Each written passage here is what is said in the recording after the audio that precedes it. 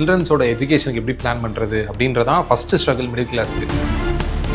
சில்ட்ரன்ஸ்க்கான சேவிங்ஸை நாங்கள் ஆரம்பிக்கணும்னு நினைக்கிறோம் அப்படின்னா குழந்தை பிறந்த நாள்லேருந்தே ஆரம்பிக்கணுமா சார், இல்லை கொஞ்ச நாள் கழிச்சு ஆரம்பித்தா பரவாயில்லையா? என்னுடைய குழந்தை வந்து நல்லா இங்கிலீஷ் பேசணும். நார்மல் ஸ்கூலிங்க்கே ஒரு 50,000 60,000 ரூபாய் எல்கேஜிக்கு தேவைப்படுது. இன்னையிலேருந்து நான் ஏதாவது ஒரு இனிஷியேட்டிவ் எடுத்தால் என் குழந்தைய நான் கான்வென்ட்ல படிக்க வைக்க முடியுமா? குழந்தைய எப்படியாவது கஷ்டப்பட்டு அங்கே படிக்க வைக்கணும்னு சொல்லிட்டு மோஸ்ட் ஆஃப் த காசு அங்கே கொடுக்கறதுங்கிறது வந்து தேவையில்லாத ஒரு விஷயம். நீங்கள் எல்லா காசையும் செலவு பண்ணி பட் ஸ்டில் வந்து குழந்தை பெருசாக படிக்கலை அல்லது வந்து அவுட்கம் இல்லைன்னா என்ன பண்ணுறது? லோன் எடுத்து சில்ட்ரனோட எஜுகேஷனுக்கு ஃபண்ட் பண்ணுறாங்க அப்படின்றது ஒரு கரெக்டான விஷயம். கண்ணா பின்னான்னு வந்து கடனை வாங்கிட்டு அப்புறம் அந்த குழந்தைய படிப்பு பாதியிலே நிறுத்துற மாதிரி ஆகிடும். பையனுக்கு ஒரு வீடு, பொண்ணுக்கு ஒரு வீடு, இப்படிலாம் நீங்கள் செலவு பண்ணிங்கன்னா என்றைக்கு நீங்கள் வாழ்வீங்க?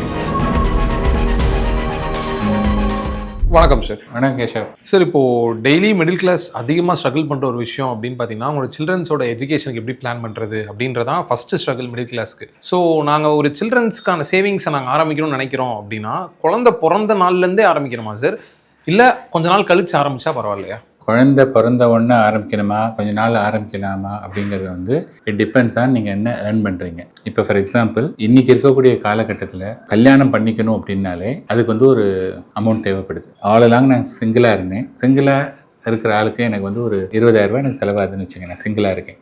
நான் ஒரு பொண்ணை கல்யாணம் பண்ணிக்கிறேன், ப்ரொவைடட் அந்த பொண்ணும் நான் எப்படி ஸ்பெண்ட் பண்ணுறேனோ நான் வந்து ஒரு மீடியம் ஸ்பெண்டர்னு வச்சுக்கேன். அதே மாதிரி அந்த பொண்ணு இருந்ததுனாலே எனக்கு வந்து அந்த பொண்ணை சேர்த்துக்கிறதுனால எனக்கு வந்து 20 + ஒரு 15 அந்த அமௌண்ட் வந்து எனக்கு தேவைப்படும். இப்போ நமக்கு வந்து வரக்கூடிய ஒய்ஃப் வந்து நம்மளை மாதிரி இருப்பாங்களா, கொஞ்சம் கம்மியாக ஸ்பெண்ட் பண்ணுவாங்களா, இல்லை தாம்தும்னு செலவு பண்ணுவாங்களாங்கிறதுலாம் நமக்கு தெரியாது. நம்ம 20னா 30லேருந்து 35 வந்து அவங்கள ஆட் பண்ணிக்கணும். இப்போ அடுத்து வந்து ஒரு குழந்தை வருது. இப்போ குழந்தைக்கு அப்படிங்கும்போது அந்த குழந்தையுடைய இனிஷியல் பீரியட்லலாம் நிறைய குழந்தைக்கு ஆகக்கூடிய செலவுகள்லாம் நிறைய இருக்கும். அதுக்கப்புறமா வந்து நார்மல் ஸ்கூலிங்க்கே ஆகக்கூடிய பைசா. ஸோ இது எல்லாமே வந்து பார்த்தீங்கன்னா it's not a small thing, it's a very very costly affair.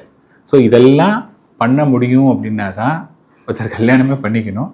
இதெல்லாம் வந்து பிளான் பண்ணணும். அப்படி இல்லைன்னா சார் நீங்கள் சொல்கிறீங்க அப்படின்னா நாட்டில் யாருக்குமே கல்யாணம் ஆகாது போல் இருக்குது, நாட்டில் இது மாதிரி இப்படிலாம் நீங்கள் சொன்னீங்க அப்படின்னதுன்னா ஒன்றும் பிரச்சனை கிடையாது. என்ன பண்ணணும்னா நம்ம கல்யாணம் பண்ணிவிட்டு நம்மளுடைய குழந்தைய வந்து கவர்மெண்ட் ஸ்கூலில் நம்ம சேர்க்கலாம். ஸோ கவர்மெண்ட் ஸ்கூலில் சேர்த்தோன்னா ஃபீஸ் வந்து ஆல்மோஸ்ட் நில், ஒன்றுமே கிடையாது. ஆனால் கவர்மெண்ட் ஸ்கூலில் சேர்க்கும்போது என்ன பண்ணணும்னா நம்ம ஆஸ் அ பேரண்ட், அப்பாவோ அம்மாவோ ஒரு டைம் எடுத்து அந்த குழந்தையோட சரி ஸ்கூலில் படிச்சுட்டு வந்தியப்பா என்ன சொல்லி கொடுத்தாங்க, என்ன நானும் இது சொல்லித்தரேன் அப்படின்னு சொல்லிட்டு இஃப் நாட் டெய்லி ஓரளவுக்கு நம்ம டைம் வந்து ஸ்பெண்ட் பண்ணோம்னா you don't need a costly school இருக்கணுங்கிற அவசியம் கிடையாது. ஒன்று. ரெண்டாவது, இன்றைக்கி வந்து ஒரு லேப்டாப் இல்லாத வீடு வந்து ரொம்ப ரேர் இது. ஸோ அப்படி இருக்கும்போது ஏதாவது ஒன்று படிக்கணுன்னா கூட நீங்கள் அந்தந்த ஸ்கூலில் தான் போய் ஒரு டியூஷன் போய் தான் கற்றுக்கணுங்கிற அவசியம் கிடையாது. If you want to learn anything and everything, அதை பற்றி ஒரு வீடியோவோ அல்லது அதை பற்றி ஒரு இதுவோ நிறைய விஷயங்கள் இருக்குது. அதனால் ஸ்டில் வந்து யூ கேன் லேர்ன். இந்த மாதிரி நம்ம வந்து ஈஸியாக லேர்ன் பண்ணிக்கலாம். சார் இதெல்லாம் வாஸ்தவம், பட் நான் வந்து ஆல்ரெடி ஒரு ரிச் பர்சன், படிக்கலை ஆனால் நல்லா சம்பாதிக்கிறேன். எனக்கு வந்து ஒரே ஒரு ஆசை வந்து என்னுடைய குழந்தை வந்து நல்லா இங்கிலீஷ் பேசணும், அல்லது காலேஜ் படிக்கணும், அல்லது ஒரு இன்ஜினியரிங் படிக்கணும், அல்லது ஃபாரினில் போய் படிக்கணும், இந்த மாதிரியான ஆஸ்பிரேஷன்ஸ்லாம் எனக்கு இருக்குது அப்படின்னு சொன்னதாக இருந்ததுன்னா அந்த பர்சன் வந்து அந்த குழந்தை பிறந்த ஒன்றையோ அல்லது த ஏர்லியஸ்ட்டோ அவங்க வந்து ஸ்டார்ட் பண்ணணும். சார் இப்போது நீங்கள் சொல்லியிருந்தீங்க அவங்க வாங்குகிற சம்பளத்தை பொறுத்து தான் இதுவாக இருந்தாலும் சொல்ல முடியும்னு.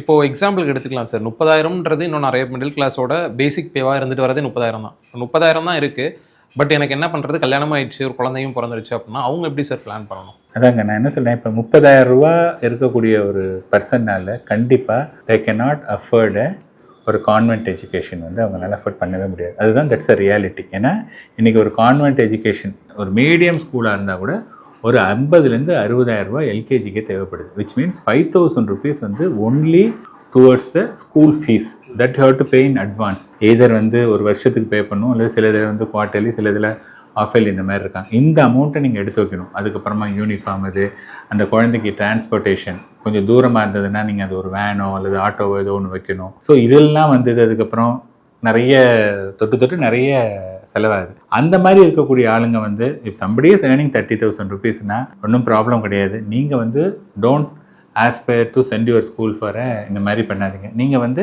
குழந்தைங்களை வந்து ஒரு கவர்மெண்ட் ஸ்கூல்லையே சேருங்க. 2 விஷயம். இல்லை சார் எனக்கு குழந்தைங்க கவர்மெண்ட் ஸ்கூலில் படிக்கிறதுக்கு இது இல்லைன்னா இந்த 30,000ங்கிறது பத்தாது. அதுக்கு அதை விட கூட வந்து ஏர்ன் பண்ணுறதுக்கு நான் முன்னாடியே சொன்ன மாதிரி நிறைய பார்ட் டைம் ஜாப் வந்து இன்றைக்கி பிளண்டி, ஏகப்பட்ட விஷயங்கள் இருக்குது. யூடியூபே வந்து பார்த்தோன்னா இன்றைக்கி ஏகப்பட்ட யூடியூப்ஸ் இருக்குது. யூடியூப்பில் இருக்கிறவங்களுக்கு ஒன் ஆஃப் த சேலஞ்சஸ் வந்து ப்ராப்பர் எடிட்டர் கிடைக்கல, எடிட்டர் இருந்தாலும் டயத்துக்கு கொடுக்க மாட்டேங்கிறாங்கிறாங்க. ஸோ என்னை பொறுத்தவரையும் எடிட்டிங் வந்து கற்றுக்கக்கூடிய ஒரு விஷயம், அது ரொம்ப ராக்கெட் சயின்ஸ் கிடையாது. If somebody knows the basics என்னென்ன பண்ணணும் அப்படின்னு சொன்னதுன்னா that can be learn in a months time. அது மாதிரி ஒரு கோர்ஸ் கற்றுட்டு கூட நீங்கள் வந்து வீட்டிலேருந்தே கூட எடிட் பண்ணலாம். அதுக்கு வந்து யார் வேணாலும் இது பண்ணலாம். அதர்வைஸ் நான் சொன்ன மாதிரி ஸ்விக்கி, ஜொமேட்டோ இந்த மாதிரி ஏதாவது ஒரு விஷயங்கள் இப்படி ஏதாவது ஒன்று பண்ணி தான் வந்து how to create the extra income. என்னோட பிளானிங் என்னன்னா சார், இப்போ 30,000 ஒருத்தர் வாங்குறாரு, நான் என்னோட குழந்தைய வந்து 5 வருஷம் கழிச்சு தான் சார் பிளான் பண்ணியிருக்கேன். எனக்கு பேபி அப்போ தான் பிளான் பண்ணியிருக்கேன். ஆனால் இப்போ எனக்கு கல்யாணம் ஆயிடுச்சு. இன்னையிலேருந்து நான் ஏதாவது ஒரு இனிஷியேட்டிவ் எடுத்தா என் குழந்தைய நான் கான்வென்ட்டில் படிக்க வைக்க முடியுமா? இன்னைக்கு இருக்கக்கூடிய கான்வென்ட்டே வந்து 60,000 ரூபா அப்படிங்கிறது. ஸோ 5 இயர்ஸ் கழிச்சு இந்த கான்வென்ட்டோட எஜுகேஷன் வந்து கண்டிப்பாக இன்றைக்கி 60ங்கிறது வந்து 90,000லேருந்து 1 lakh வரையும் இருக்கிறதுக்கான சான்சஸ் நிறைய இருக்குது. பட் இன்னும் 5 வருஷம் இருக்குது அப்படிங்கிறதுனால ஏதாவது ஒன்று சேர்த்தாங்கன்னா கொஞ்சம் மணி வரும். நீங்கள் வந்து என்ன ஒரு விஷயம் புரிஞ்சுக்கணும் அப்படின்னதுன்னா, குழந்தைய எப்படியாவது கஷ்டப்பட்டு அங்கே படிக்க வைக்கணும்னு சொல்லிட்டு இருக்கக்கூடிய எல்லா காசில் அல்லது மோஸ்ட் ஆஃப் த காசு அங்கே கொடுக்கறதுங்கிறது வந்து தேவையில்லாத ஒரு விஷயம். நான் படிக்கலை, குழந்தை படிக்கணும், அதெல்லாம் வந்து நல்ல விஷயம். பட் மோர் தென் தட் வந்து நம்மளால் அதை அஃபோர்ட் பண்ண முடியுமா அப்படிங்கிறது இம்பார்ட்டன்ட். ஜஸ்ட் பிகாஸ் நீங்கள் எல்லா காசையும் செலவு பண்ணி பட் ஸ்டில் வந்து குழந்தை பெருசாக படிக்கலை அல்லது வந்து அவுட்கம் இல்லைன்னா என்ன பண்ணுறது? அப்போ என்ன ஆச்சுன்னா உங்களுடைய நிறைய விஷயங்களை தியாகம் பண்ணிங்க, இந்த படிப்புமே கூட வராமல் போகிறதுக்கான சான்ஸ் இருக்குது. அதுக்கு அல்டர்னேட்டிவாக என்னென்னா, இந்த மாதிரி ஒரு கவர்மெண்ட் ஸ்கூலில் வந்து சேர்த்துட்டு நம்ம வந்து கொஞ்சம் டைம் ஸ்பெண்ட் பண்ணணும்னு வச்சுக்கலாம். இப்போ நான்லாம் கவர்மெண்ட் ஸ்கூலில் தான் படித்தேன், புரியுதுங்களா? நிறைய பேர் கவர்மெண்ட் ஸ்கூலில் படிச்சிருக்காங்க. அப்போ என்னென்னா, அந்த காலத்தில் எங்கள் அம்மா எல்லாம் வந்து பார்த்திங்கன்னா இப்போ நாங்கள் தரையிலேயே வந்து எழுதுவோம். ஆனால் அவனா ஏபிசிடிலாம் வந்து தரையிலேயே உட்காந்து எழுதுவோம். அதை வச்சு அழிச்சிட்டு அப்படியே இது பண்ணுவோம். நாட் ஈவன் போர்டெல்லாம் கூட கிடையாது, சும்மா இருக்கக்கூடிய ஒரு சிமெண்ட் தரையிலேயே. That is oh we have brought up அந்த காலத்தில். ஸோ அது மாதிரி என்னென்னா, அப்போ வந்து என்ன ஆச்சுன்னா அஃபோர்ட் பண்ண முடியாது. அவங்கெல்லாம் வந்து என்ன பண்ணாங்கன்னா, ஓரளவுக்கு அவங்களுக்கு தெரிஞ்சதை வந்து இந்த குழந்தைங்களுக்கு சொல்லி கொடுத்தாங்க. அதனால் நம்ம என்ன சொல்ல வரோம் அப்படின்னதுன்னா, உங்களுக்கு பணம் அவ்வளோ தூரம் கட்ட முடியாதுன்னா நீங்கள் ஒரு கவர்மெண்ட் ஸ்கூலில் சேர்த்து நீங்கள் அந்த குழந்தைங்களுக்கு வந்து நீங்கள் வந்து டைம் ஸ்பெண்ட் பண்ணி டீச் பண்ணணும். அப்படி இல்லைன்னா நான் சொன்ன மாதிரி நிறைய இன்றைக்கி நெட்டில் வந்து நிறைய விஷயங்கள் நம்ம கற்றுக்கலாம். அந்த மாதிரியான ஒரு விஷயம் கற்றுட்டு ஓவர் ஒரு பீரியட். ஏன்னா இன்னொன்று வந்து நீங்கள் என்ன ஒன்று புரிஞ்சுக்கணுன்னா, it is not end with 5,000 கிடையாது. இப்போ அங்கே இருக்கக்கூடிய படிக்கக்கூடிய பசங்களில் என் குழந்தை அந்த 5,000 ரூபா கொடுத்து நான் கூலி வேலை பார்க்குறேன் இல்லை ஏதோ கம்மியாக அங்கே உள்ள நுழையிறேன் அப்படின்னதுன்னா, நான் தான் அங்கே இருக்கக்கூடிய 30 குழந்தை 40 குழந்தையில ரொம்ப ஏழை நான் தான். இவ்வளோ பணக்கார பசங்க இருக்காங்க. எதுக்கு வந்து ஸ்கூலில் யூனிஃபார்ம்னு ஒன்று கொடுக்குறாங்க அப்படின்னதுன்னா, குழந்தைங்களுக்குள்ள அந்த ஒரு பேதம் இருக்கக்கூடாது. என்ன பார்த்தா ஐயோ அவன்லாம் நல்லா காஸ்ட்லி செட்டப் போட்டிருக்கான், நம்ம வந்து சுமாரான செட்டப் போட்டிருக்கோமே அப்படிங்கிற அந்த ஒரு விஷயம் தெரியக்கூடாதுங்கிறதுக்காக தான் யூனிஃபார்ம் அப்படிங்கிற ஒரு கான்செப்டே அங்கே இருக்குது. இப்போ அதே சமயத்தில் அங்கே தான் யூனிஃபார்ம் இருக்குது. பட் வெளியில் வந்ததுன்னா அந்த ரிச் குழந்தை தான். அந்த குழந்தை காரில் தான் வரும் அல்லது பைக்கில் கொண்டு வந்து அவங்க விடுவாங்க. அந்த குழந்தைக்கு ஒரு பர்த்டே அப்படின்னு வச்சுங்க, ஆப்வியஸ்லி எல்லாரையும் கூப்பிடும்போது லட்சக்கணக்கில் ஸ்பெண்ட் பண்ணுவான். அவன் ஏதாவது ஒன்று கொடுப்பான். அப்போ நீங்கள் ஆப்வியஸ்லி நீங்கள் ஒரு கிஃப்ட்டுன்னு ஏதாவது ஒன்று எடுத்துகிட்டு போகணும். நீங்கள் இந்த குழந்தை என்ன ஆகுனா, சின்ன வயசில் ஓகே அப்பா அந்த இது வந்து அந்த ஹோட்டலில் இத்தனை பேருக்கு கொடுத்தாங்க, நீனும் எனக்கு ஏதாவது பண்ணி தான் ஆகணும், அட்லீஸ்ட் கொஞ்சமாவது பண்ணணும் அப்படிங்கிற மாதிரி த எக்ஸ்பெக்டேஷன் இஸ் ஆல்சோ ஜாஸ்தி. So it is not end with அங்கே மட்டும் கிடையாது. இது எல்லாத்துக்கும் நம்ம வந்து நம்மளால பண்ண முடியுமா?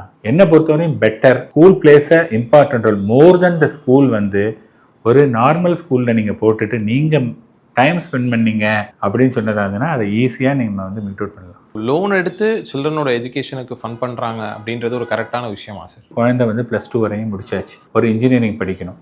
இன்ஜினியரிங் படிக்கிறதுக்கு லெட்ஸே அவங்களுக்கு வந்து ஒரு வருஷத்துக்கு 5 லட்சம் ரூபாய் தேவைப்படுது அப்படின்னதுன்னா, இந்த பேரண்ட்ஸுக்கு வந்து வருஷ இன்கமே 5 லட்சம் தான் இருக்குது அல்லது 6 லட்சம் தான் இருக்குது அல்லது கம்மியாக இருக்குது அப்படின்னதுன்னா, அவங்க வந்து என்ன பண்ணலான்னா எஜுகேஷன் லோன்னு போட்டுட்டு, இப்போ என்ன பண்ணுறோம் அப்படின்னதுன்னா, எஜுகேஷன் லோனில் ஒரு 4-5 இயர்ஸ் அதை முடிச்சுட்டு ஒரு 3 வருஷமோ என்னமோ கழிச்சு தான் வந்து நீங்கள் அதுக்கு வந்து இன்ட்ரெஸ்ட் பே பண்ணணும். அதாவது இப்போ நீங்கள் ஒரு 25 லட்ச ரூபா லோன் வாங்குறீங்கன்னு வச்சுங்க, அந்த 25 லட்சம் ரூபாய், அதுவும் 25 மொத்தமாக கொடுக்க மாட்டாங்க, ஃபஸ்ட் இயரில் 5 லட்ச ரூபா. ஸோ இந்த 5 லட்ச ரூபா கொடுத்துட்டாங்கன்னா அதுக்கு வந்து ஒரு இன்ட்ரெஸ்ட், அந்த இன்ட்ரெஸ்ட்லாம் ஆட் ஆகிட்டே வரும். இப்படி வரும்போது 25 லட்ச ரூபா மொத்தமாக கொடுத்துருப்பாங்க, அது ஒரு 10 லட்சம் 15 லட்சம் வட்டி வந்திருக்குன்னு வச்சுங்க. ஸோ கிட்டத்தட்ட ஒரு 40 lakh rupees வந்துருச்சு. இப்போ இந்த லோன் போனதுனால தான் அந்த குழந்தை வந்து ஒரு இன்ஜினியரோ அல்லது ஏதோ ஒரு நல்ல ஒரு கோர்ஸ் வந்து படிக்கிறதுக்கு இந்த மணி வந்து இட் இஸ் இன்னெவிட்டபிள், இதை வந்து தவிர்க்க முடியாது. இப்போ என்ன ஆச்சுன்னதுன்னா, நான் 25-40 லட்ச ரூபா கொடுத்தாலும் என்னோட குழந்தை வந்து நல்லா படிச்சிருக்கான், ஓரளவுக்கு இருக்கான். இப்போ இந்த பையன் வந்து நாளைக்கு வேலைக்கு போகும்போது அவன் வந்து என்ன பண்ணுவான்னா, ஃபஸ்ட்டு ஒரு 4-5 இயர்ஸ்க்கு அவன் வந்து அவனுடைய மணியை வந்து, இப்போ ஃபார் எக்ஸாம்பிள் ஒரு 50,000 ரூபா சேலரினா ஒரு 20,000 ரூபா 25 ரூபா that goes for a loan.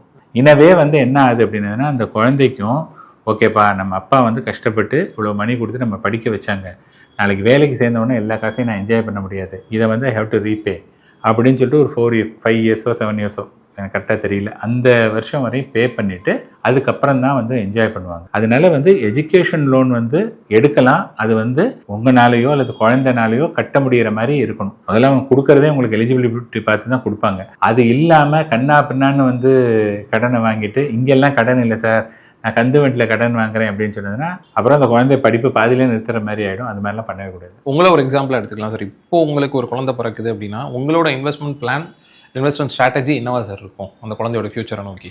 ஒரு டீசென்ட் ஸ்கூல் தான் வந்து நான் சேர்ப்பேன். குழந்தையுடைய ஃபீஸ் வந்து 50,000 வருஷத்துக்கு, 50,000 வருஷத்துலேருந்து 5 lakhs வருஷம் வரையும் இன்றைக்கி ஸ்கூல் ஃபீஸ் இருக்குது. 50 to 5 lakhs என்ன இது. ஸோ நான் 15 போக மாட்டேன், 5 lakhs போக மாட்டேன், ப்ராப்ளி 75 அல்லது 1 lakh இவ்வளவு தான் நான் வந்து இது பண்ணுவேன். I need a good school and especially for the next 10-12 years and that should be வீட்டுக்கு பக்கத்தில் இருக்கணும். இப்போ என்ன குழந்தை எங்கேயோ ஒரு இடத்துல வந்து இது பண்ணுவேன். இன்ஃபேக்ட் நிறைய ஸ்கூலில் வந்து என்ன சொல்லுவாங்கன்னா, உங்களுடைய வீட்டு அட்ரஸ் வந்து இந்த ஸ்கூலை சுற்றி 4 கிலோமீட்டரும் நம்ம ரேடியஸ் வச்சுருக்காங்க. அதுக்கு மேலே தாண்டினாங்கன்னா நீங்கள் உங்களை வந்து கன்சிடரே பண்ண மாட்டாங்க. ஸோ ஸ்கூல்லையே வந்து they are very very strict or specific about உங்களுடைய residence in and around the school. அதுதான் வந்து நான் பண்ணுறேன். ஸோ அப்போ நான் வந்து என்ன பண்ணிக்கிறேன்னா, இதுக்கு பக்கத்தில் இருக்கிற மாதிரி வச்சுக்கிறேன். அண்டு குழந்தைக்கு வந்து என்னென்னலாம் வந்து தேவையோ அதை சொல்லி கொடுக்குறோம். அப்படிங்கும்போது நான் தேவையில்லாமல் நான் வந்து இந்த 5 லட்சமோ அதுவோ பண்ணலை. சப்போஸ் நான் வந்து என்ன நினச்சிக்கிறேன்னா, 1 லட்ச ரூபா குழந்தைய ஸ்கூலில் சேர்த்துட்டு 1.5 லட்ச ரூபா குழந்தைய ஸ்கூலில் சேர்த்தா நான் இன்னொரு 5,000 ரூபா மந்த்லி நான் பே பண்ணணும். கரெக்டாக அந்த 5,000 rupees-ஐ நான் ஒரு எஸ்ஐபி மாதிரி நெக்ஸ்ட் 12 years நான் போட்டுட்டு வரேன், 15 years போட்டுட்டு வந்தேன்னா தட் இட் செல்ஃப் இஸ் ஒரு குட் கார்பஸ். அந்த கார்பஸை வச்சுட்டு நாளைக்கு ஏதாவது ஹையர் எஜுகேஷன் அப்படின்னா அது பண்ண முடியும். ஸோ நான் வந்து எனக்கு நீங்கள் கிவன சாய்ஸ் கொடுத்தீங்கன்னா நான் வந்து பெரிய இதில் போட மாட்டேன். இது வந்து நீங்கள் வந்து ஒரு அசம்ஷனில் சொன்னீங்க, நான் வந்து இன் ரியாலிட்டியே சொல்கிறேன். என்னுடைய பையன் வந்து பார்த்தீங்கன்னா பத்மா சேஷாதிரி கேகே நகரில் வந்து 1st to 10th standard வரை அங்கே தான் படித்தான்.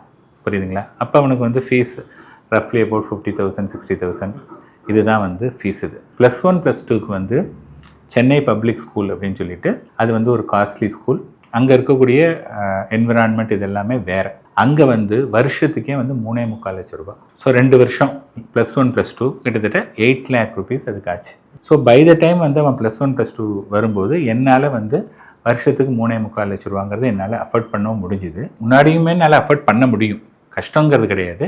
நான் வந்து என்னென்னா அந்த 10 வரையும் நான் பண்ணவே இல்லை. ஏன்னா ஃபர்ஸ்ட் ஆஃப் ஆல் என் வீட்டிலேருந்து பத்மா சேஷாதிரி ஹார்ட்லி 1 கிலோமீட்டர் தான் இருந்தது. இது இங்கேருந்து பார்த்தீங்கன்னா ஒரு 8 கிலோமீட்டர் 9 கிலோமீட்டர் இருந்தது. ஸோ இப்போ இனிஷியல் பீரியட்லலாம் இங்கே பண்ணிவிட்டு அந்த +1 +2ல் அந்த மாதிரி சமயத்தில் மூவ் பண்ணோம். பட் அது வந்து பார்த்தோன்னா எனக்கு வந்து ரொம்ப இதுவாக இருந்துச்சு. ஸோ என்விரான்மெண்ட் இருந்தது, நல்லா படித்தான். இப்போ இஸ் ஸ்டடிங் இன் டெல்லியில் படிக்கிறான். இது மாதிரி தான் வந்து நான் பிளான் பண்ணுறேன். நீங்கள் நிறைய கிளைண்ட்ஸ் பார்க்குறீங்க, நிறைய பேர் வந்துட்டு இன்வெஸ்ட்மெண்ட்ஸ்லாம் பேசிக்காக அவங்களுக்கு பண்ணிக்கிறத தாண்டி அவங்க கிட்ஸுக்கு எதாவது கொடுத்துட்டு போகணுன்னு தான் நிறைய பேர் பண்ணுவாங்க. ஸோ நீங்கள் பார்க்குற காமனான மிஸ்டேக் என்ன சார்? ஃபஸ்ட்டு வந்து உங்கள்கிட்ட பேசுகிறப்போ அப்ரோச்லேயே உங்களுக்கு தெரியும் இந்த மாதிரி யோசிக்கவே கூடாது, இவ்வளோ நாள் இந்த தப்பு பண்ணியிருக்கீங்க, அந்த மாதிரி ஏதாவது விஷயம் இருக்கா சார்? இல்லை, நான் என்ன சொல்லுவேன்னா, so I am of the view என்னென்னா, முந்தின ஜென்ரேஷனுக்கு என்ன ஆப்பர்ச்சுனிட்டி இருந்ததோ அதை விட இந்த ஜென்ரேஷனுக்கு ஆப்பர்ச்சுனிட்டி அதிகம், நெக்ஸ்ட் ஜென்ரேஷனுக்கு இதை விட ஆப்பர்ச்சுனிட்டி அதிகம் அப்படிங்கிறதுல வந்து எனக்கு 1% கூட மாற்றுக்கிறதே கிடையாது. ஸோ இப்போ வந்து அந்த மாதிரியான சுச்சுவேஷனில் இப்போ எனக்கு வந்து என்னுடைய அப்பா வந்து எந்த விதமான வீடோ ஏதோ எனக்கு கொடுக்கல, அவங்களால கொடுக்கவும் முடியலை, அதனால கொடுக்கல. இப்போ நான் வந்து என்ன பண்ணுறேன் அப்படின்னா, என்னுடைய பையனுக்கு நல்ல எஜுகேஷனை கொடுக்கணும். அப்பார்ட் ஃப்ரம் தட் என்னால் வீடு கொடுக்க முடிஞ்சதுன்னா வீடு கொடுக்கலாமே ஒழிய என் பையனுக்கு எப்படியாவது முதல்ல ஒரு வீடை சேர்க்கணுங்கிறது என்னுடைய ப்ரையாரிட்டி லிஸ்ட்லேயே கிடையாது. இன்னைக்கு பண்ணக்கூடிய நிறைய பேரண்ட்ஸ் வந்து என்னென்னா, ஒருத்தர் ஏர்ன் பண்ணுறாங்க, ஏர்ன் பண்ணி அவங்க 2 பேர் சர்வே பண்ணி 2 குழந்தைங்களை வந்து மேலே வந்து உயர்த்துறதே வந்து ஒரு பெரிய விஷயம். இதை தவிர அவங்க வந்து பையனுக்கு ஒரு வீடு, பொண்ணுக்கு ஒரு வீடு, இப்படிலாம் நீங்கள் செலவு பண்ணிங்கன்னா என்றைக்கு நீங்கள் வாழ்வீங்க? நமக்கு அந்த வாழ்க்கையே இருக்காது. பை த டைம் 60 இதாகும்போது என்ன ஆகும்னா உங்களுக்கு எதுவுமே இருக்காது. பசங்க சொல்லுவாங்கப்பா எதுக்கு நீ இவ்வளோ தூரம் பண்ணியாச்சு, நானும் சம்பாதிக்கிறேன், நீங்கள் எங்கேயாவது அங்கே போயிட்டு வா, இங்கே போயிட்டு வா அப்படின்னு பைசா கொடுக்குறேன்பாங்க. ஆனால் இவ்வளோ தூரம் பயங்கரமாக உழைச்சதுல 60 வயசுல இவங்களுக்கு உடம்புல தெம்பே இருக்காது, எனக்கு எதுவுமே வேண்டாம்ப்பா அப்படின்னு சொல்லிடுவாங்க. ஸோ பாயிண்ட் வந்து என்னென்னா, அஸ் அ பேரண்ட் உங்களுடைய டியூட்டி உங்களுடைய குழந்தைங்களை, பையனாக இருந்தாலும் சரி பொண்ணாக இருந்தாலும், நல்ல இடத்துல படிக்க வைக்கணும். செகண்ட் வந்து நல்ல இடத்துல கல்யாணம் பண்ணி கொடுக்கணும். அவங்களுக்கு வந்து வீடு வாங்குறது, நிலம் வாங்குறது, இதெல்லாம் வந்து இம்பார்ட்டண்ட்டே கிடையவே கிடையாது. ஓகே சார், ரொம்ப நன்றி சார். நன்றி.